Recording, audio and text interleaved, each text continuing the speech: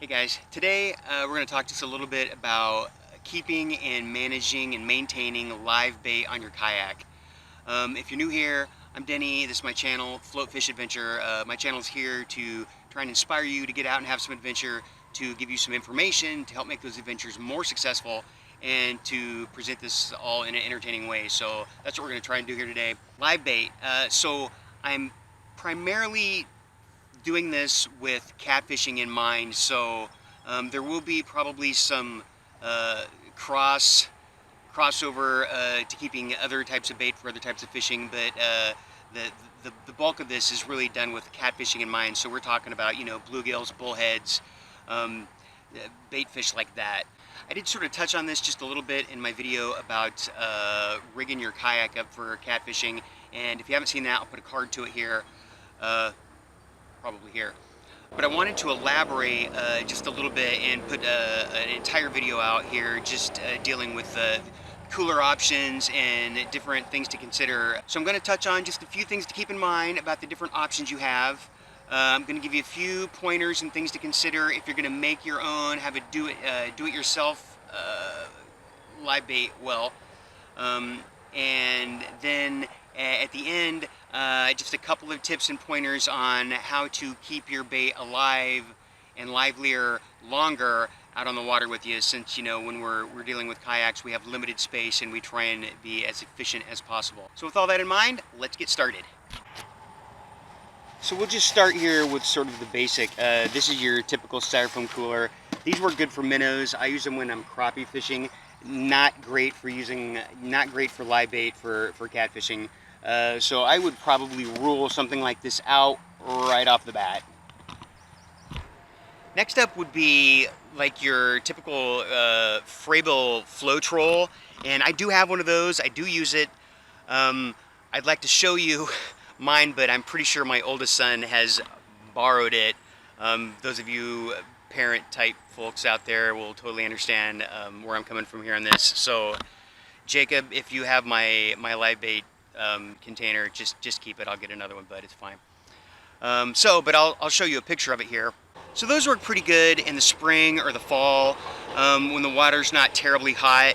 The downsides to them, first and foremost, is that it acts like a drift sock, right? So any place with current, they can be kind of a hassle, because when you put them in the water, the current will tug on them and pull, and if you're trying to hold position, they'll create a little slop, and if you're trying to paddle or go downstream, then they're obviously getting pulled and will drag you around in the current just a bit. So I'm most likely to use that if I'm going someplace where I know I'm going to catch my bait right there and I don't have to travel with it.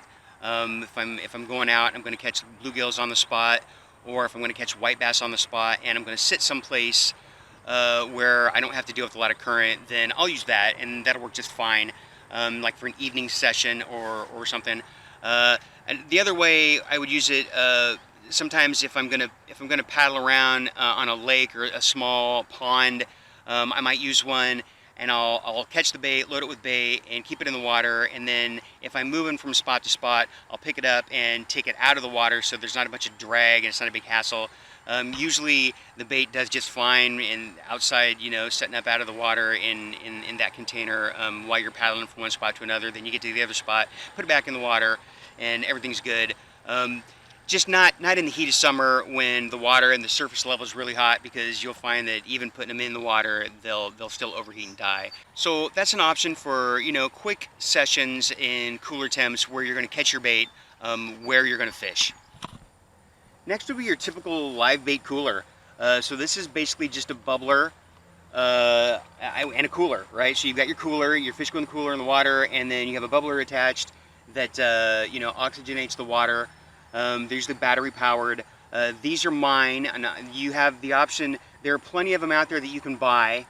They're the bucket style, which I'm not crazy about because I like having a lid. And there are some other ones, you know, that can get stupid expensive, or you can build your own, which is what I've done. And I have two, and the reason I have two is I have a smaller one that I'll use if I'm just going out for an evening and I'm taking bait out of my bait tank. I need to travel with my bait to where I'm going, and then just get there and fish like basically one or maybe two spots and I'm only going to take, 7 or 8 bait fish with me. I can overstock it a bit because I know that once I get on the water in my first spot, I'm going to take 3 fish out. So, if I'm only left with 4 most of the time in there, and then they start dwindling as I need them. I wouldn't hold 8 fish all day in here, but 8 fish for, an hour and a half while I'm getting to my spot will work just fine. So my small one is just to save space and weight for short evening trips. And then I have my bigger one. This is the one if I'm doing an all-day float or if I'm doing an overnight float. This is the one I'm going to bring. It's larger. I can carry, depending on the size of the bait fish, 15 or more in there, and they'll do just fine. So if you want to build one of these on your own, let me just show you here. What I've done here is I just drilled a hole right in the lip. The bubbler sets on the inside, and then mount. You got to have some way to mount, the bubbler onto the outside. You don't have to, but it makes your life a whole lot easier to have it mounted to this so that you just carry this. And there's really not much to it, You can put accessories on it. You can put clips on it to clip if you want to clip your pliers, or if you want to clip your net for your bait. But building one of these things is really stupid. I just used some Velcro on this one so my bubbler. This is a smaller bubbler because it's a smaller one. This just uses the batteries, and this one's a little bigger. And I'm gonna point out why I like this one so much here in just a minute. But really, really easy. So the key to this, if you're gonna make one, if you want to make one on your own, you're going to save a ton of money, and I definitely recommend it. The key to making one on your own, though, is don't just go out and find a cooler that you think is a cool cooler or looks good or is just even the right shape. Measure out the exact space you have to work with in your kayak and go get a cooler that's the perfect fit for it, or as close as possible. Don't run out and buy a cooler because you think this will work great as a tank, and then get it home and then have to kind of fight and fidget with it to get it to sit in your kayak the way you want. If you're going to buy your own, you're saving money. Do some shopping, find a cooler that is just the right fit, and get that cooler, and then hook up your bubbler to it. And like I said, really easy. Mount the bubbler some way right on the cooler, and put a hole through the lid, through a lip. And then run that air tube through it, and that's it. It's really, really easy, and you can save yourself, $100 in some cases. If you can find a cooler at like a garage sale or something that happens to be the right size. Now, let me show you a couple tips here. So this one you may remember if you saw my my last overnight video that I had a problem and I had bait fish dying. I upgraded my bubbler when I did that. And the best thing I ever did, and I'll show you why. Hold on. This bubbler has the option of running off your, like the cigarette lighter port in your car, right? So it can run off the batteries, which is great. But what I have some 12-volt lithium-ion batteries, which is what the carport is. And then it came with the adapter for the carport, and so it brings it down to 3 volts. And then I run the bubbler off of my rechargeable lithium-ion battery, and I just have it strapped here. I have a little dry bag that I keep the battery in. I'm debating on exactly if I want to make a box. My intention was to make a box to put on there, but honestly, this keeps it pretty good. I like the way this works actually. So I may just leave it like this. It keeps everything on the cooler, and I'm not constantly changing double D batteries, which really get expensive over time. So let me just show you this. So there's my battery, right? There's my 12-volt battery, and this I actually used to run my sonar too. And then this was the adapter that it came with, right? So this is to plug into the car, right? And it plugs into this, and then I just got the adapter. I got this for like $4 off Amazon. So I plug this into my 12-volt battery, and now I have this port. And then this is made to step it down and run this, and it runs it forever. I mean, I can leave it running for the weekend, and it'll be just fine. And and a lot more juice than even brand new double D batteries. When I plug it into the lithium ion, you can hear it kick into overdrive. It works so much better and cheaper. I love it. I wish I had done this a long time ago. So definitely consider stepping up. If you're going to get a bubbler, stepping up to a bubbler that you can use an adapter and run it off a larger lithium ion battery. You don't have to get one this big. You can get smaller ones.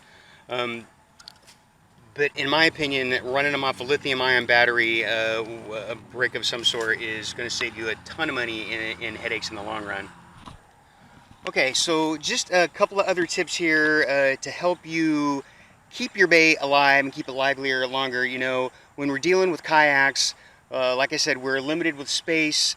We don't have the luxury of keeping a giant live well with, 100 green sunfish in it while we go out.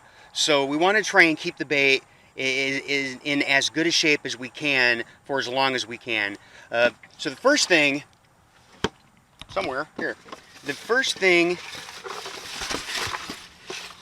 sorry about that, get some of this, right? This stuff really makes a difference. I use this to condition my bait tank in my garage, but I always put some of this in I use fresh water, and I put some of this in the live bait tanks before I go out, and it really makes a difference. So get some of this if you don't have this, and use some of that. That's number one. Number two, if you're using, especially if you end up making a tank that's maybe a little bit smaller, and you find that during long days or in the heat of the summer that it's still getting a little too warm inside and your fish aren't doing so well, one of the things that I've done, and this is on my small one, so I just rigged some eyes in here and a hook and a piece of bungee, and this lets me strap in one of those blue ice pack cooler things. And the key to that is, so when you have the ice pack in there, it'll keep the inside temperature way down. The key to this is you don't want it to touch the water. If you let it touch the water will get too cold, you'll shock your bait fish, and you'll kill everything. So that's a definite no-no. But you can mount it right up on top of the lid. Some of the coolers even have a screw, so they're made to mount in there. That will definitely keep your temperature down and keep your fish in better shape over the course of a hot day in your cooler. The last thing, let me show you this. The last thing is just the way that I fish with my bait, right? Sometimes I'll pull up on a spot and I'll put a live bait on and I'll fish it for a little while and determine that, there's not a fish there that's going to bite. I don't want to work it too long, so I'm going to move on downstream. I may not want to just leave that bait in the water on my entire trip downstream. You can leave it in the water and just float with the speed of the current, and it's not so bad on them, but a lot of times I like to keep moving. I don't want to float at a snail's pace all the way down to the next spot. I want to paddle and get there, and that's hard on your bait fish if you got him dropped overboard in the water. It's the reason why I like my leaders to be detachable, so if I've got my bait fish hooked, and this is something else, I always try and use the smallest gauge wire hook I can in my live bait fish, just so that it's less damaging to them and less stressful on them. The smallest gauge I think I can get away with. But I'll fish a spot, I'll decide I'm going to move, I'll pull up, and I'll just take the leader off. And I'll put the bait fish back in the cooler in the live well with this attached, and I'll just leave this sitting out so that it's easy for me to get. It doesn't swim around with it in there. But I just leave the hook in it and put him back in the tank. And I have, pretty good success that way. And I can stop and fish 4 or 5 different spots, a lot of times with the same bait fish. And he's nice and lively. The one thing you just want to watch for is that if there's a drastic difference between the temperature of the water. I mean, you want your water cooler in the cooler. That's why it's cooler. Cool. But if the water's really hot, where you're dropping your bait in, sometimes the sudden change in temperatures is not so good for them, so you got to kind of ease them into it a little bit. But I've found that taking the bait out and keeping it in the cooler when I'm paddling extends the liveliness. It extends the period of time that those baits are lively when I'm using them and fishing them in the water, if that makes sense. Hopefully it does. I hope you found this helpful. If you have any ideas or any comments or anything that you've done that worked great that I didn't touch on, definitely put those down in the comments. Thanks for watching. Until next time, paddle up. Let's go looking for a fight.